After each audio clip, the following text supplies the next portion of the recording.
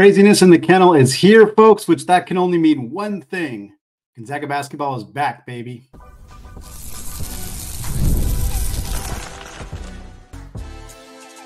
You are Locked On Zags, your daily podcast on the Gonzaga Bulldogs. Part of the Locked On Podcast Network, your team every day.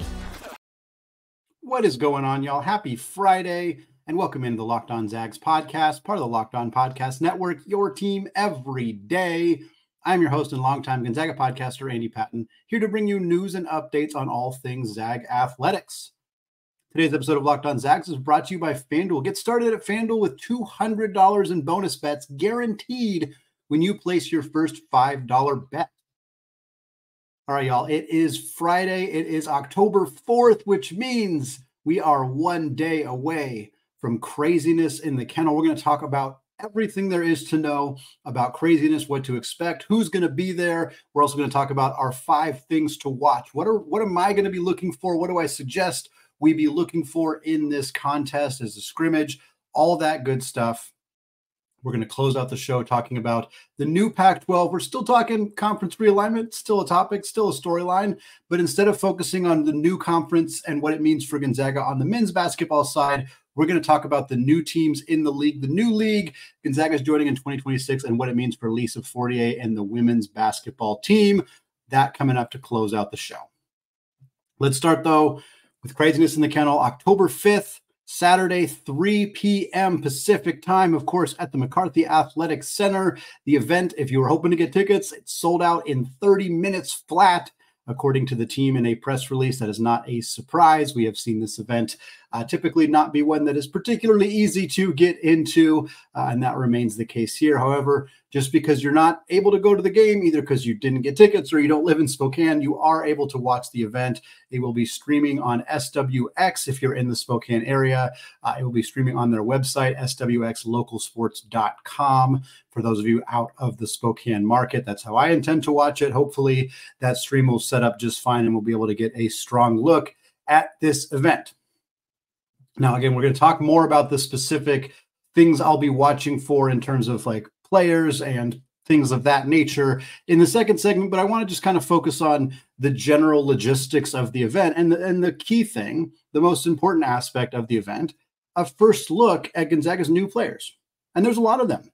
In fact, there's 8 new players on Gonzaga's roster. It's funny, one of the biggest topics, one of the big storylines about Gonzaga this entire offseason has been the roster continuity and the fact that 7 of their 8 leading scorers from last year's roster are all back. They didn't lose any key contributors outside of Anton Watson, who was, of course, selected with the 56th overall pick in the 2024 NBA draft by the Boston Celtics. So we knew Anton Watson was gone. Everybody else who was a key contributor last year, again, 7 of the 8 leading scorers are all back in the mix. So I think it'd be easy to assume that there's not that many new players on Gonzaga's roster. But in fact, there are 8 new players joining the team this upcoming season. One by one, they are Michael Ajayi, the most notable new player coming into the roster, a transfer from Pepperdine, guy who led the conference in rebounding last year, averaged just under 18 points a game for the Waves. He is your pseudo Anton Watson replacement, not exactly the same player, but plays a similar position, is expected to play a similar role in terms of minutes played and things of that nature. So kind of the most obvious, hey, that guy's kind of plug and play, step into that role vacated by Watson. Then you have Caleb Battle, transfer from Arkansas, had spent time at Butler and Temple prior to that. An extremely talented 2-3 hybrid, is 6'4", 6'5", really big-bodied guard, extraordinarily talented at getting to the free throw line, drawing contact, and contributing in that way. Very excited to see what he brings to this team. Should have a very big role as the third guard, a spot the team didn't really have last year, especially while Luka Krajinovic was hurt. But even before that, he wasn't somebody who played a big role for the team right away, and Battle certainly will be able to do that. You also have Emmanuel Innocente, transfer from Tarleton State, played his freshman year at Tarleton State last year, initially from Italy. A versatile wing type, not somebody who I think is going to be a big contributor for the Zags right away in year one, but somebody who could help them down the line. Speaking of helping the team down the line, that's where Braden Smith comes into play. Transfer from Colgate, very similar to Ryan Nemhard, just in terms of stylistically, what we saw from him in his 2 years at Colgate. He's initially from Seattle Prep, so familiar with Gonzaga and their staff, and he's going to sit out this year. This is one of our only chances to really get a chance to see what Braden Smith looks like, because the expectation is he's redshirting and he will not play this upcoming season. And then you have Ismaila Diane, the only actual freshman on scholarship joining the program this year. Very late addition to the Zags in the 2024 recruiting cycle. A 7-foot big man initially from Senegal who's been playing in Spain. Very excited to see what he brings. And then you have the 3 walk-ons. That's where you get your numbers a little bit boosted in terms of new players on Gonzaga's roster. 3 walk-ons joining the team. Cade Orness, a bigger guard from Kitsap. He's a really high-level scorer from Kitsap, played against Davis Fogel, who's a 2025 recruit who's going to join the Zags next season. You also have Graydon Lemke. Lemke's a 6'11" big man from Las Vegas, had some serious buzz as a younger prospect, ended up dealing with some injury issues and kind of fell out of the national recruiting radar. But now he's coming to Gonzaga. There's some significant upside, more upside than you're really ever going to talk about with a walk-on for the most part. The Zags have obviously had successful walk-ons in the past. Jeremy Jones, Mike Hart, David Stockton are a few that come to mind. We'll see if Lemke ever has somewhere in that kind of impact on this team or not, but certainly an opportunity to see what he looks like in the mix here. And then Noah Holland, your other walk-on, he is from Idaho, junior college guy. Father and mother both played at Gonzaga. His dad was a basketball player. His mom played volleyball. So a bit of a legacy addition for the team. If you've been watching clips of the team on Instagram or on Twitter or anywhere, and you've seen the guy with super long blonde hair, that's Noah Holland. He's going to stand out on the sidelines and certainly in the scrimmage game just because of his aesthetic, but it's kind of a fun addition to have him on the Zags. And then I think one of the biggest storylines, if not the biggest storyline, is the fact that 5-star guard Kingston Flemings is going to be in the house. That is the plan right now. The Zags secured a visit for Flemings on October 5th over the Kraziness in the Kennel weekend. They frequently use this as a recruiting trip. In fact, the last 2 years, they have had Nick Kaminia, a 6'8" small forward from Harvard Westlake High School, he was on campus last year for his official visit. He was on campus 2 years ago at Kraziness for his unofficial visit. Kaminia and Fleming actually played together this summer in the FIBA U18 3-on-3 tournament. They looked really good as teammates. It would be an incredible coup for Gonzaga if they were to land both of them. Frankly, neither are trending towards being Zags at the current moment. Kaminia, as I'm recording this, is on his visit at UCLA. There's some thought that he might end up committing while on that visit. Meanwhile, Flemings, who is the number 19 ranked player in the 2025 class, according to On3's composite rankings. He's 13th at On3, 18th at 247, 21st at ESPN, and 22nd at Rivals. This is a good player. Gonzaga kind of pivoted towards him when they realized Isaiah Harwell was trending towards Houston. Flemings did list Gonzaga in his top 5, obviously is planning to come out for this visit on October 5th, but it sounds like Texas, Houston, and Arkansas are really the big 3 that are pursuing him right now. We've heard Texas Tech and Texas A&M are in the mix as well. He's from San Antonio, so a lot of local options there.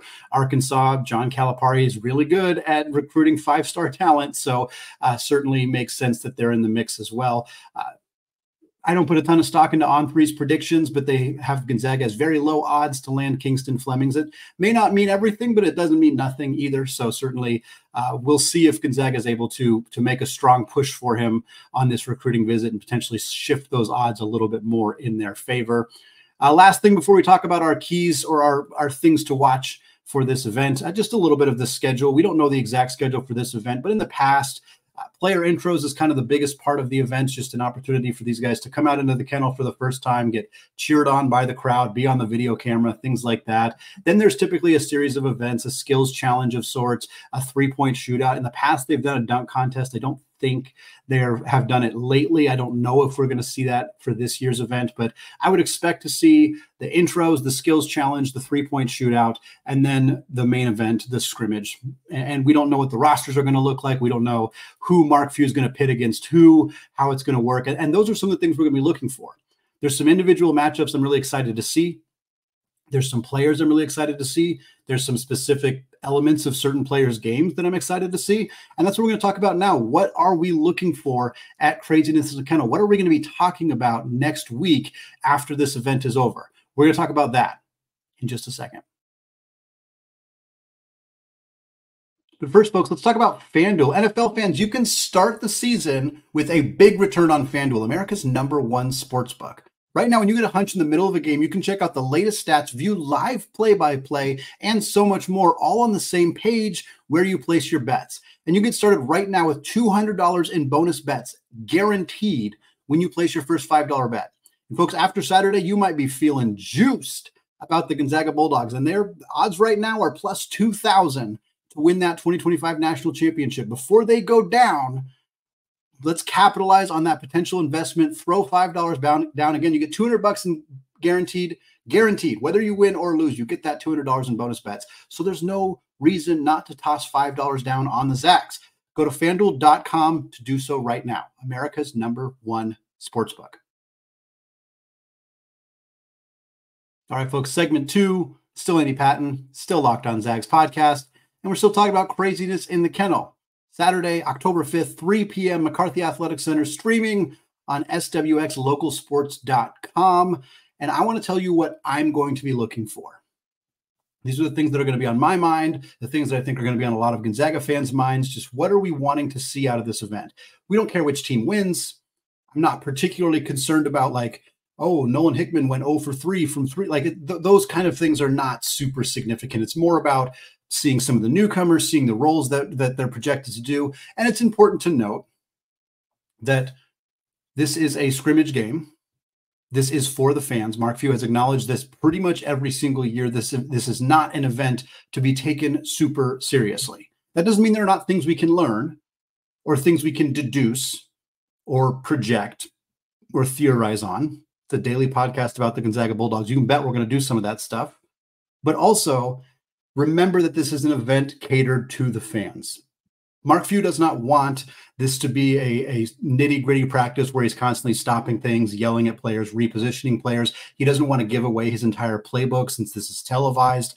Maybe Scott Drew's going to be watching it. Maybe Eric Musselman's going to be watching it. You don't need those guys learning about your team before they play them in a couple of weeks. So take a lot of that with a grain of salt. Having said that, here are the 5 things I'm going to be looking for at this event on Saturday.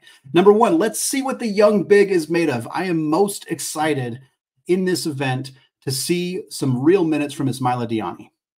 Diani, again, the only freshman scholarship player on Gonzaga's roster, a very late recruit in the class, was not somebody we'd heard much about at all until we heard some rumors that the Zags were interested in this big man from Real Madrid, and boom, he had been signed pretty quickly after that. The Gonzaga website lists him at 7 feet and 237 pounds. This is a big dude. He's big, he's strong, he's very young. He's one of the youngest players to ever play with the top league in Real Madrid, their #1 team. He only played 5 games with them. He spent most of his time at their tier 2 level, but still a very talented player. I don't expect he's going to play a lot this year. And I'm saying that now, and I'm telling you that I'm going to say that next week, whether he doesn't score at all and only plays a few minutes in this scrimmage game, whether he's the starting center and blocks Graham Ike 3 times and scores on him a couple of times, regardless of what he does, I don't think the playing time is going to be there for him this year because the Zags already have Graham Ike. They already have Ben Gregg. They already have Braden Huff. Michael Ajayi is going to play some small ball 4. I don't think Diani is going to play a big role. Having said that, boy, it would be fun if he looked really good in this scrimmage game and proved that he is a top shelf. I mean, he's gotten buzz as a potential NBA draft prospect down the line. If he looks like that caliber of player, how great is it that the Zags have that kid coming off the bench? Number 2, talking about some returners to the team, Dusty Stromer and Braden Huff. How do they look? And this is kind of an all-encompassing thing that I'm watching for. How do they look physically? How do they look in terms of the roles they're asked to do? And what do they look like in terms of improving some of the areas that we know that those two guys need to improve next year? I don't expect that either Braden Huff or Dusty Stromer are starting next year. Braden Huff almost certainly will not start, barring an injury to Graham Ike. Stromer could be in the mix as a starting spot, but I think it's more likely that the final starting spot goes to either Michael Ajayi or Ben Gregg. I think there's a possibility for Caleb Battle to be in that starting mix as well, whereas I think Dusty's more likely to come off the bench. But both guys could stand to get a little stronger. Both guys could stand to get a little bit just thicker. And I think just being able to see how they look after an off season of workout, do they look stronger? Do they look like they're more equipped to handle some of the physicality of playing at the Division I level? Again, both are critical pieces. If Gonzaga is going to win a national championship in 2025, I promise you, both Braden Huff and Dusty Stromer have to play at or near the top of their expectations. They have to be that good for Gonzaga to have the depth and talent necessary to win a national championship. Both of them need consistent outside shooting. That's a part of both of their games. Both of them need to improve the ball handling. Braden Huff got stripped a lot when he put the ball on the deck in the post. Dusty's a guy who can hit corner threes, but didn't show a lot else offensively. The versatility wasn't really there, and I think improving his handle is going to help him in that area. Otherwise, Braden also needs to, I'd like to see some improvements in his defensive lateral mobility, his defensive versatility. Stromer just needs to be a little bit stronger. Again, we're not going to get answers to all of these questions in a short scrimmage game like this, but I think watching them and seeing how they look will give us at least an idea of if they're prepared for those roles that are coming their way this season. Number 3, going back to a newcomer, Caleb Battle.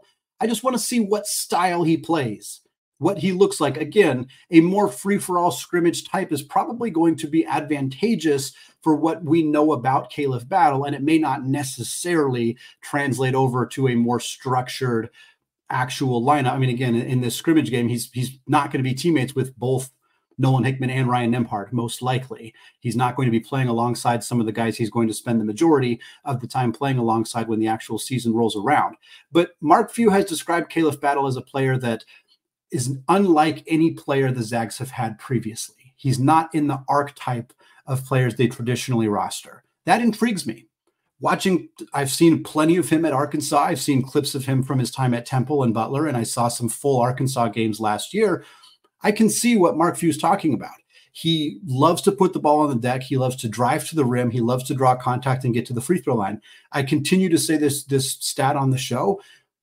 Caleb Battle made more free throws last year than Graham Ike attempted. Graham Ike led Gonzaga in free throw attempts last year. Battle made 50 more than Graham attempted. It is such a massive difference in terms of just Gonzaga did not have guys who got to the free throw line with a lot of regularity last year. Caleb Battle is absolutely that. Again, is he going to be driving 110 miles an hour into the paint in a scrimmage game? Probably not. So some of the stuff that I think he's going to bring to this team, we may not necessarily see in this event, but I am curious to just watch him fit in this team alongside at least a couple of his teammates who will be regular contributors on this team. It's just going to be interesting to see what he looks like in that environment. Next up, another newcomer, Braden Smith, Mini Nembhard. Braden Smith transferring in from Colgate, from Seattle Prep initially. Very productive player at Colgate the last 2 years. Was the player of the year in the Patriot League. The plan is for him to redshirt. So this will be our first and last time to see him for basically an entire year. We'll get to see him. Hopefully he looks great. He makes us all feel really great about the future of the point guard position at Gonzaga. And then he disappears for a year. And I say disappears because to us, we won't see him, barring some kind of late change to pull him off as a redshirt, which has happened before.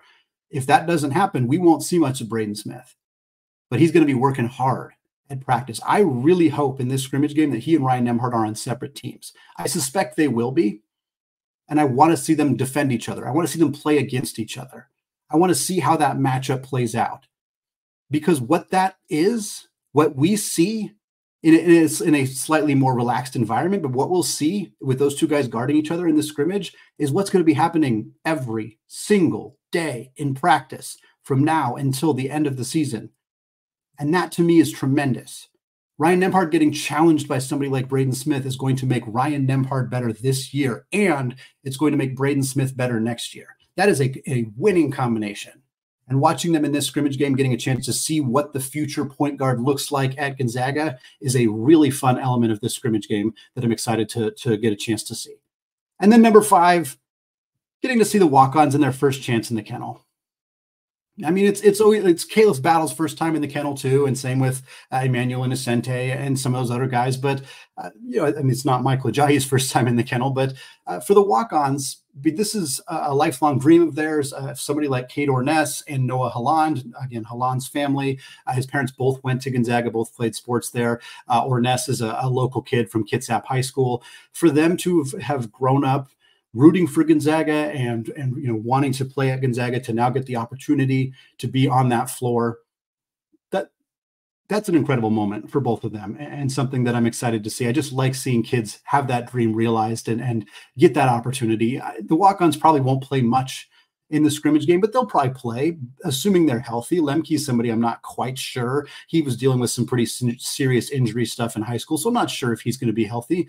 I don't know for sure on the other guys either, but the expectation is that they will be. From watching a few clips posted by the social media team, it looks like at least Holland and Orness I've seen in action during scrimmages, so I suspect we'll see them on the floor. But it's just going to be fun to see these guys get that chance, have a dream realized. That's what this is all about, and it's going to be cool to see those guys get that chance.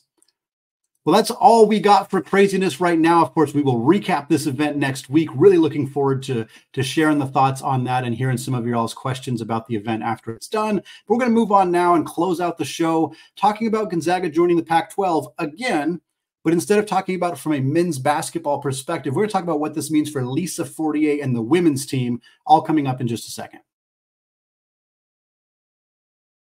But first, folks, let's talk about game time. Going to live events is the best, whether it's theater, whether it's a concert, whether it's a comedy show. And now we got college sports back. Football's here, basketball, as we just talked about, it is right around the corner, folks. And I'm looking forward to making new memories this season. I got plenty of games I'm already planning to go to. Looking forward to seeing a lot of y'all there. And great news, folks, when you're getting tickets for this year, Game Time has a new feature called Game Time Picks that makes getting tickets for your favorite live events even easier. Game Time Picks filters out the fluff to show you only incredible deals on great seats so you don't have to waste time searching through thousands of different tickets. And folks, I'm going to tell you right now, Gonzaga San Diego State, the big time ticket at the VA House Arena in San Diego, now a conference matchup starting in 2026. It's a big time ticket, but you're not finding tickets anywhere cheaper than you are on Game Time right now. Section A, phenomenal seats, $245 a pop. You can also get sideline tickets. The best view in the house, just under $500, $486. A lot of other places have these tickets for $800, $900, even $1,000. You can get them for a heck of a lot cheaper on Game Time. So, folks, take the guesswork out of buying tickets with Game Time. Download the Game Time app, create an account, and use code LOCKEDONCollege, and you'll get $20 off your first purchase. Again, create an account, redeem code LOCKEDONCollege for $20 off. Terms do apply. Download the Game Time app today. Last-minute tickets, lowest prices, guaranteed. All right, folks, segment 3, still Andy Patton, still Locked On Zags podcast. Moving away from our preview of Kraziness in the Kennel this weekend to instead talk about what Gonzaga's move to the Pac-12 means for the women's basketball program.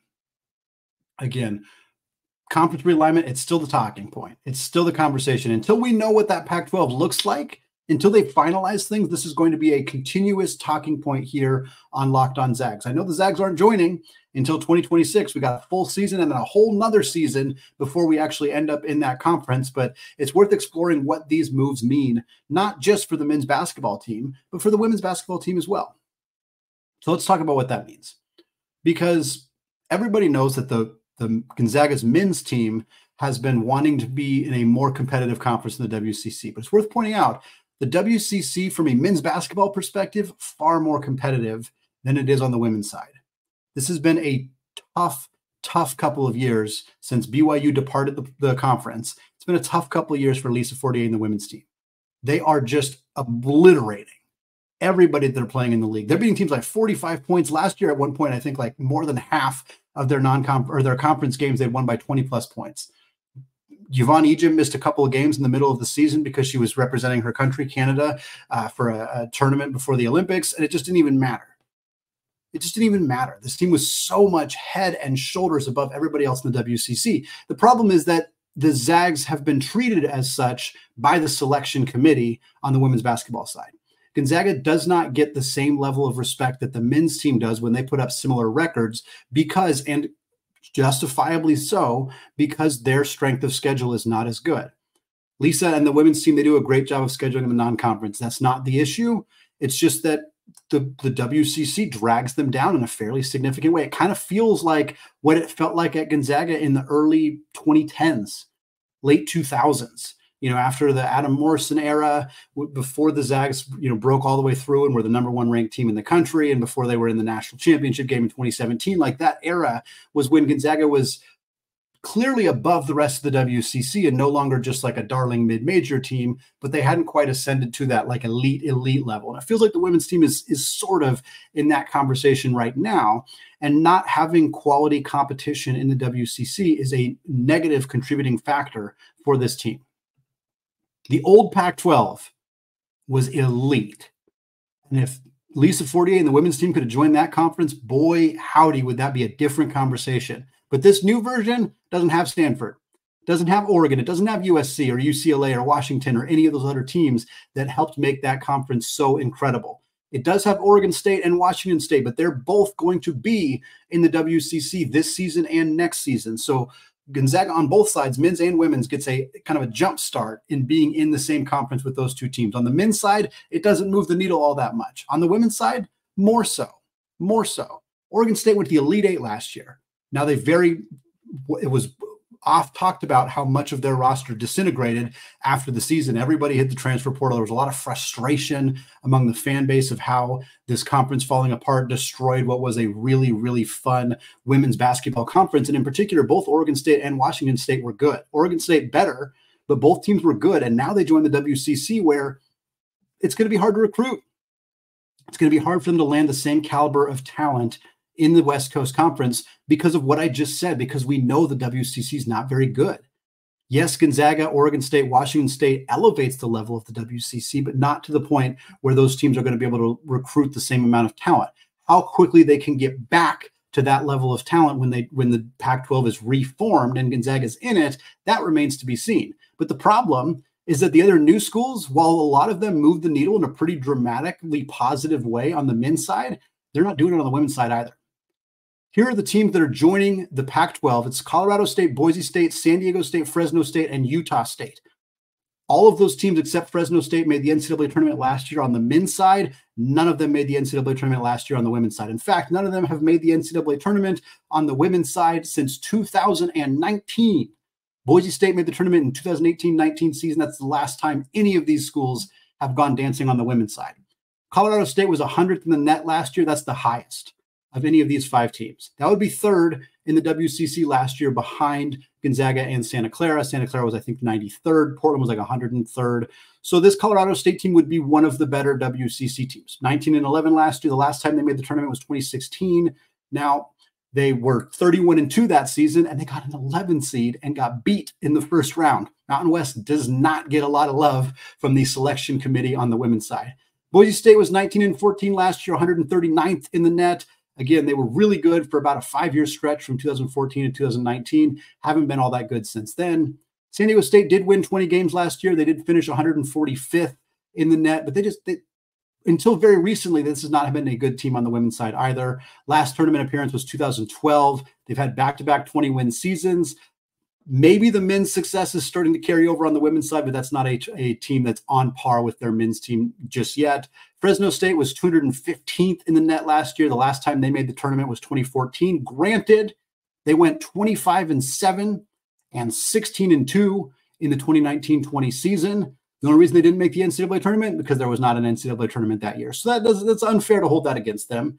In reality, if you were to say Fresno State's actually the most recent team out of here to make the tournament because they almost certainly would have made it in 2020. Either way, still not moving the needle all that much. And last year they weren't very good. Utah State is horrendous. 344th in the net last year. I mean, this is Pacific level of bad. They were 4-24. 24-24. Their coach was relieved of her duties, Kayla Ard. She went 24-90 in 4 seasons at Utah State. Wesley Brooks comes in. He's an assistant coach from Ohio State. Hopefully he can turn that program around because yikes, that is not a good women's basketball program. And really none of these additions are all that great. Is this conference better than the WCC on the women's side? I think yes, but it's mostly because the WCC is really weak. Looking at some of the other additions the Pac-12 is considering, if the Pac-12 were to add UNLV, which is it's very up in the air right now if that's even an option, I'm leaning towards no. It seems unlikely. UNLV went 30-3 last year. They went 17-1 in the Mountain West. They finished top 30 in the net. That's a massive addition on the women's basketball side if it can be pulled off. While Memphis is a huge addition on the men's side, it doesn't do as much on the women's side. 13-17 last year. It's a big budget school. I suspect they could probably beef up the women's program and would be able to, but right now, not a great option. The schools that are the better options on the West Coast are schools that the Pac-12 is not going to consider. Pac-12 is not going to consider Eastern Washington. Pac-12 is not going to consider South Dakota State. Both those teams did better in the net than pretty much every other school the conference is looking at. Texas State's 213th. Sacramento State, 296th. St. Mary's, 208th. Wichita State, 212th. New Mexico State, 214th. None of those teams, first of all, most of them aren't really super serious candidates for the Pac-12 right now. I don't think that changes on a pretty much day-to-day basis. Grand Canyon would be good.